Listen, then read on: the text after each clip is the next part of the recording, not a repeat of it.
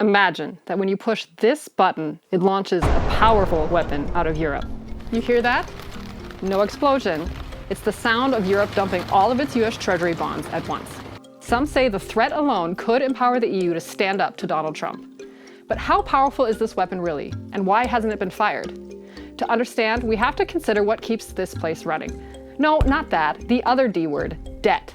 Every year, the US government spends more than it brings in from taxes, and it fills that gap by borrowing, mainly by selling Treasury bonds. It helps pay for everything from infrastructure to running the world's largest military. Basically, the US relies on other countries to pay its bills. Europe above all, but we'll get back to that. So for decades, this system worked. US Treasuries were considered the safest asset on Earth. In times of crisis, investors rushed to buy them because the world trusted the US would always meet its obligations. But after years of borrowing, the US national debt has climbed to a staggering $38 trillion. Until recently, ultra-low interest rates made that growing pile of debt manageable. But now rates are rising. That means the US has to pay more just to keep up with its debt. About a quarter of that debt is owned by foreign investors. Japan and China are the biggest single holders, but counted together, European countries actually top the list, collectively holding over $3 trillion in US Treasuries. Which takes us back to this weapon. When Trump said he wanted to acquire Greenland, a Danish territory, it crossed a red line in Europe. Some suggested the time had come to hit the US where it hurts and dump US Treasuries. It certainly would be disorderly within bond markets, if not outright chaotic. Here's what would happen. The bond market would be flooded with supply. US bond prices would fall and interest rates would rise.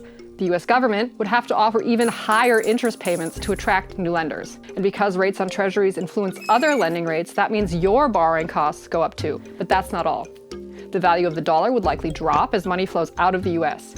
A weak dollar makes imports more expensive for the United States. So now Americans are juggling inflation and higher borrowing costs. It's basically the threat of an economic sucker punch for the US. So why hasn't Europe gone there?